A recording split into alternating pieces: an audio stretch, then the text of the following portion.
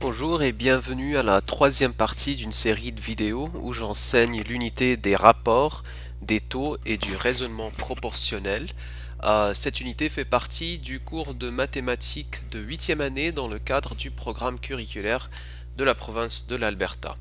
Alors dans le thème d'aujourd'hui, on va parler du raisonnement proportionnel. Euh, En fait, on parle de cela depuis l'unité précédente lorsqu'on utilisait justement les proportions pour résoudre des questions de pourcentage. Euh, alors, après cette leçon, on va pouvoir résoudre des problèmes à l'aide du raisonnement proportionnel et utiliser plus d'une méthode pour résoudre des problèmes de raisonnement proportionnel. Maintenant, qu'est-ce que c'est qu'une proportion? Alors, une proportion, c'est une relation ou en fait une comparaison entre deux rapports et cette proportion ou cette comparaison en fait indique que ces deux rapports sont égaux. Alors on peut l'écrire sous la forme fractionnaire comme tel. Alors on peut dire par exemple 2 sur 3 est égal à 6 sur 9. Alors voici deux rapports. Alors 2 sur 3 et ce rapport-là serait équivalent au rapport de 6 sur 9. On peut aussi dire par exemple alors 2 km par 3 heures, donc 6 km par 9 heures. Alors on voit en fait que pour passer de 2 km à 6 km, il faut multiplier par 3. Ça veut dire que la distance, elle a augmenté par un facteur de 3. Et alors logiquement, pour que cette relation entre ces deux rapports demeure constante, il va falloir que le dénominateur, ou dans ce cas-ci le temps, augmente par ce même facteur de 3. Okay. Alors, encore une fois, si la distance elle augmente par un facteur de 3, donc le temps d'heure, ou en fait le temps dont on a besoin pour parcourir cette distance, il va augmenter par un facteur de 3. Donc pour passer de 2 km à 6, je multiplie par 3. Donc la distance maintenant, elle est 3 fois plus grande que la distance initiale. Même chose ici, ces 9 heures ici sont 3 fois plus grandes que 3 heures. Alors, on passe au premier exemple ici. Alors, résoudre un problème de taux à l'aide du raisonnement proportionnel. Alors, ici, on vous propose deux méthodes. Alors, la première méthode étant celle avec les taux unitaires et la deuxième étant celle où on va résoudre le problème à l'aide d'une proportion. Alors, l'électricité coûte 11,58 sous par ou pour 2 kWh. Combien coûterait alors 30 kWh? Donne ta réponse au 100 près. Alors, ce qu'on peut faire ici, pour la première méthode, serait d'utiliser les taux unitaires, c'est-à-dire déterminer combien de sous coûterait alors 1 kWh. Alors, ce que je vais faire, c'est que je prends mon 11 sous 58 et je divise par 2 kWh afin de déterminer le montant de sous pour 1 kWh. Alors là, je prends 11,58, je divise par 2 kWh pour déterminer combien coûterait alors 1 kWh. Si vous permettez, je vais juste ouvrir. Voilà, j'ouvre ma calculatrice. Voilà.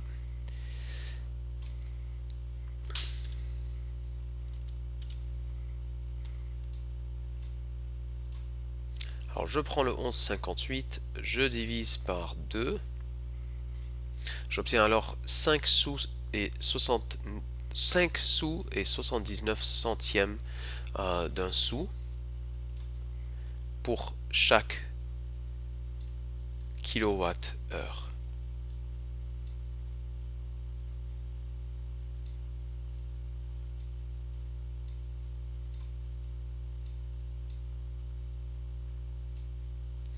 Alors ça, c'est ce qu'on appelle un taux unitaire. Alors j'ai le prix que coûte 1 kWh. Maintenant que j'ai ce prix-là, eh ben, je sais maintenant que je peux prendre ce prix et le multiplier par 30, parce que là, il me faut 30 kWh et non un seul.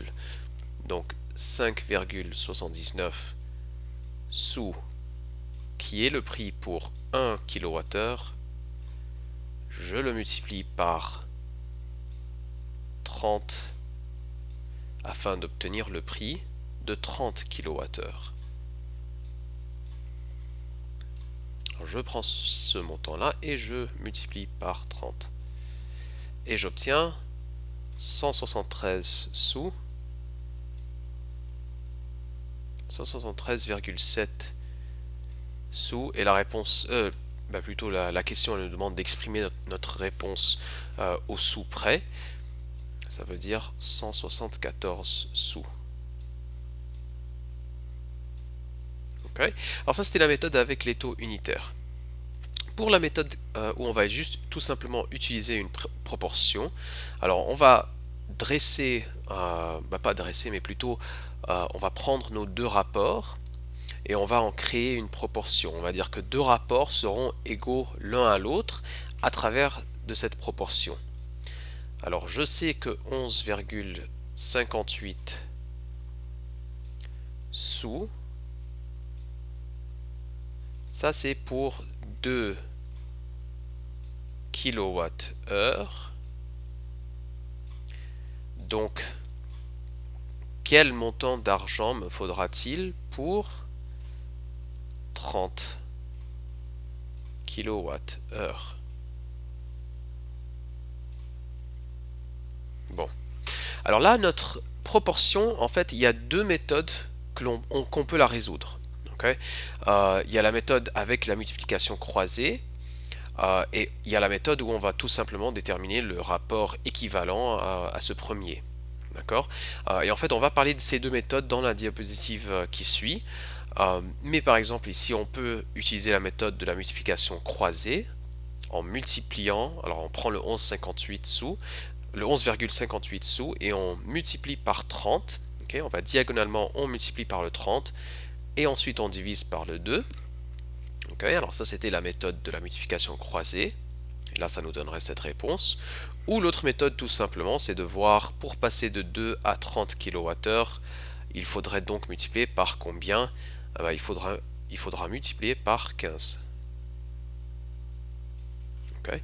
Et alors ce que je fais dans le dénominateur, afin de préserver cette égalité entre ces deux rapports, il va falloir le faire dans le numérateur. Je multiplie alors dans le numérateur par 15. Okay. Et cela me donnera la réponse. Alors 11,58 fois 15, ce qui me donne 173,7 comme prévu, et donc 174 sous comme réponse. Okay. Alors ça c'était le premier exemple. Maintenant au deuxième exemple, comme j'avais précisé tout à l'heure, on va voir les deux méthodes de résoudre ou de résolution des proportions, alors soit à l'aide de la multiplication croisée ou soit à l'aide des rapports équivalents. Alors ici dans ce deuxième exemple on te dit Jean achète une maison à 450 000 en 2011, Thomas en achète une à 300 000. Après 10 ans, les deux décident de revendre leur maison à profit. Jean réussit à vendre sa maison à 675 000 $. Et si Thomas, lui, espère vendre sa maison au même pourcentage de profit que Jean, à quel prix devrait-il la vendre? Okay. Alors, ce qu'il faut comprendre ici, c'est au même pourcentage de profit. Okay. Alors ici, en fait, ce qui se passe, c'est que Jean, il a revendu sa maison à 675 000 $. Ça, c'est une valeur qui est plus grande que sa valeur initiale de 450 000 $. Ça veut dire, alors, par exemple, si Jean il avait revendu sa maison, on va dire par exemple que Jean avait revendu sa maison à 450 000 $. Alors là, s'il a fait ça, c'est qu'il a vendu sa maison à 100% de son prix initial, parce qu'en fait, il l'aurait vendu au même prix.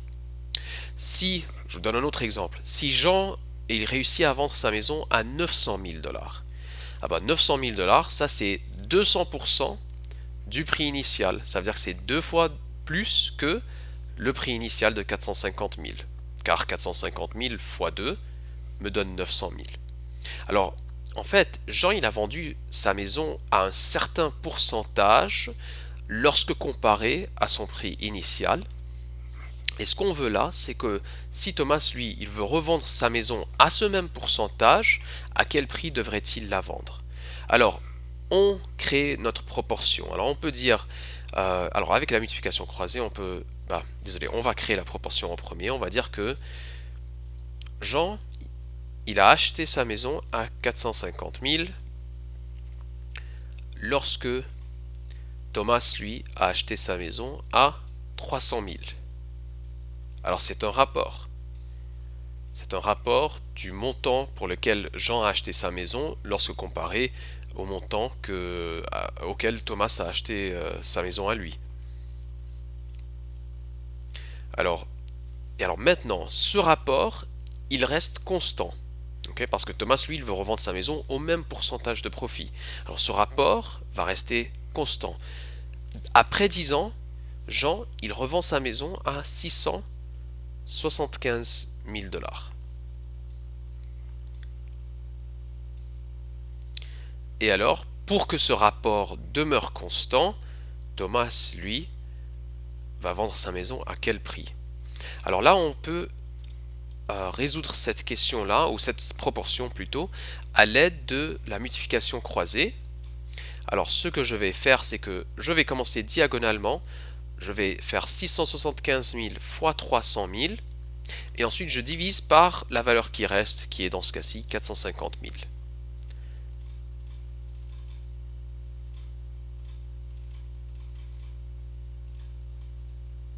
Et je divise par 450 000. Et j'obtiens 450 000. Alors la réponse ici, c'est 450 000 dollars. Okay. Alors ça c'est le prix auquel Thomas devrait vendre sa maison afin d'atteindre le même pourcentage de profit que Jean. Maintenant, ce que je peux faire pour vérifier, c'est que je peux tout simplement déterminer à quel pourcentage ou quel pourcentage ce 675 000 dollars représente-t-il du montant initial de 450 000 qui est le prix auquel Jean avait acheté sa maison en 2011. Alors je vais faire 675 000 dollars divisé par 450 000. Alors ce 675 000 représente quel pourcentage de 450 000? J'obtiens 1,5, ce qui est sous forme décimale. Je multiplie par 100 pour convertir à un pourcentage. J'obtiens 150%. Ok, alors là je comprends que ce même pourcentage de profit, en fait ce pourcentage de profit, c'est 150%. Et alors, Thomas, lui, s'il achète une maison à 300 000 et qu'il veut la revendre à 150% de sa valeur initiale, donc je multiplie par 1,5, la forme décimale de ce 150%, j'obtiens 450 000. Alors oui, effectivement, le 450 000, c'est la bonne réponse. Okay. Maintenant, ça c'était à l'aide de la multiplication croisée. Alors tout simplement, j'ai fait 675 000 fois 300 000 divisé par 450 000 qui me donne cette valeur inconnue. Ce que j'aurais pu aussi faire, ça aurait été de trouver le rapport équivalent. Et ce qu'on veut dire par là, alors vous me donnez un instant, je vais juste réécrire notre proportion.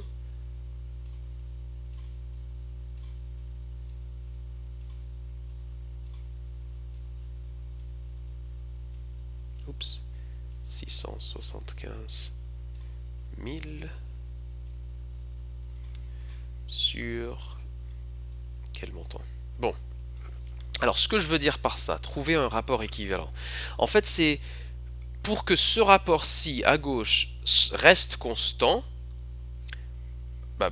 plutôt que reste constant, en fait c'est que, je reprends ça, désolé, je reprends ça, pour que le rapport à droite soit égal au rapport à gauche, il faut en fait s'assurer qu'on ait appliqué les mêmes facteurs de multiplication au numérateur qu'au dénominateur.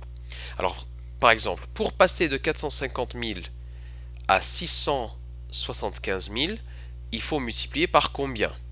Alors, ce que je vais faire, en fait, c'est que je vais prendre ce 675 000 et je vais diviser par le 450 000. j'obtiens 1,5. Alors là, je comprends que pour passer de 450 000 à 675 000, il faut multiplier par 1,5. Okay.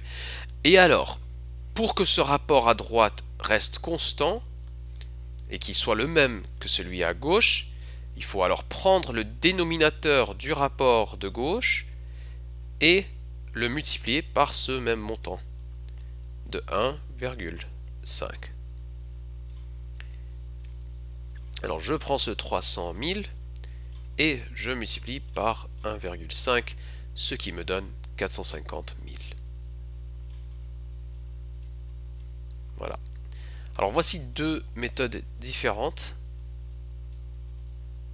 pour résoudre les proportions. Soit la multiplication croisée, on commence diagonalement, on multiplie, puis on divise par la valeur qui reste, ou à l'aide d'un rapport équivalent, on détermine quel est ce facteur de multiplication.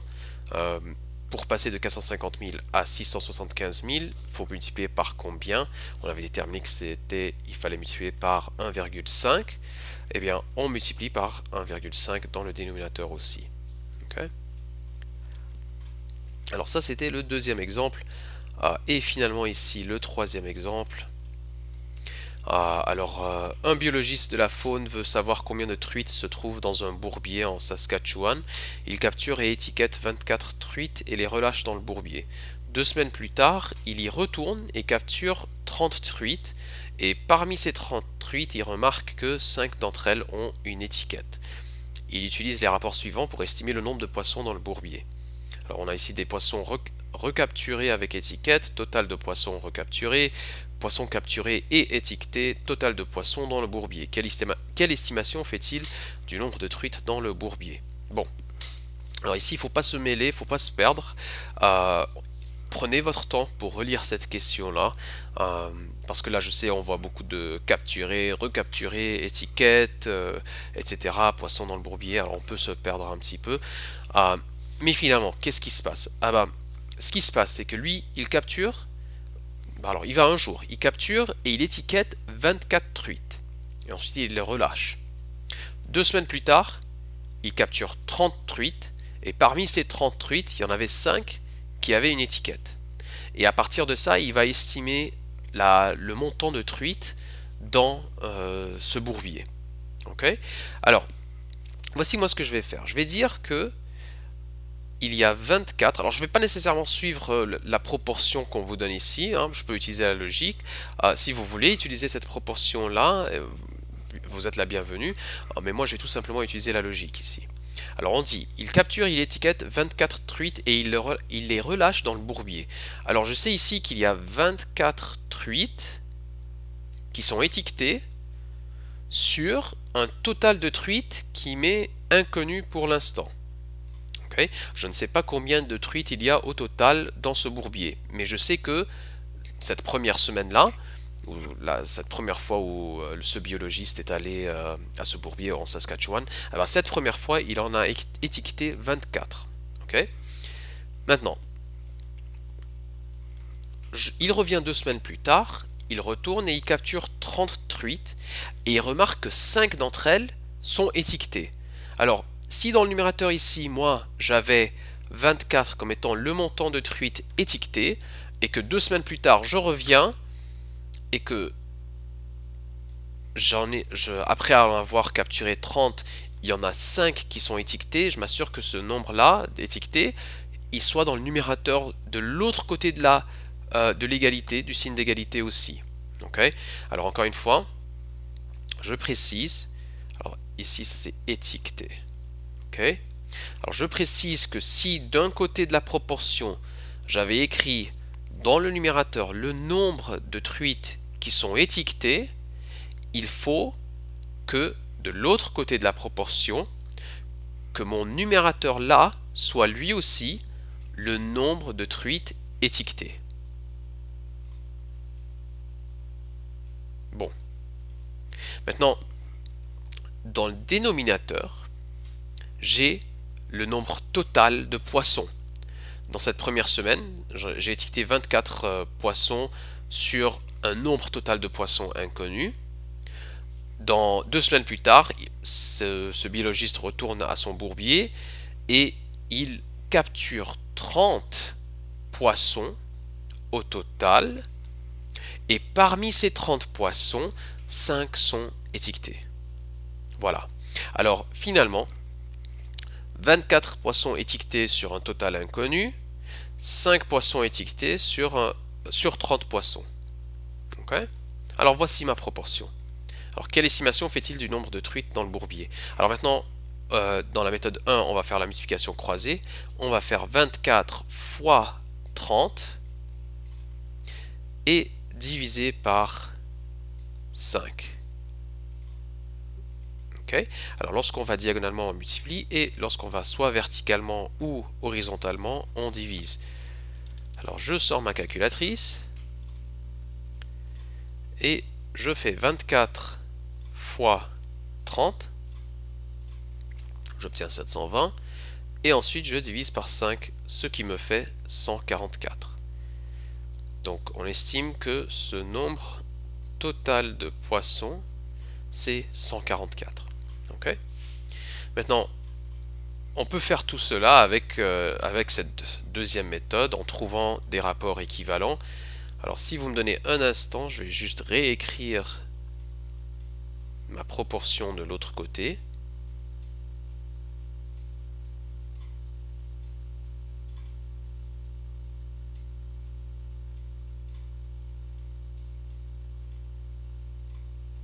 Bon. Alors, ce que je peux faire ici, c'est que je peux commencer de la droite et aller vers la gauche. Alors je peux dire par exemple, pour passer de 5 à 24, il faut multiplier par quel montant? Alors ça veut dire qu'il va falloir que je prenne ce 24 là et que je le divise par 5. 24 divisé par 5. 4,8. Donc pour passer de 5 à 24, il faut multiplier par 4,8. Je vais le faire juste pour m'assurer que je n'ai pas fait d'erreur.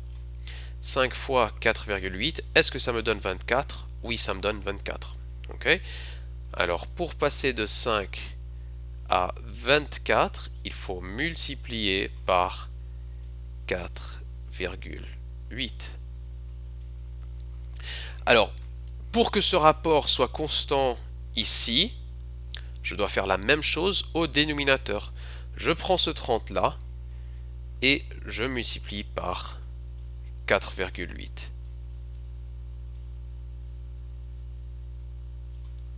Okay. Alors là, je fais 30 fois 4,8 et effectivement, ça me fait 144 comme prévu. Alors il y a un total de 144 poissons dans le bourbier. Sinon, voilà tout. Merci beaucoup et à la prochaine. Au revoir.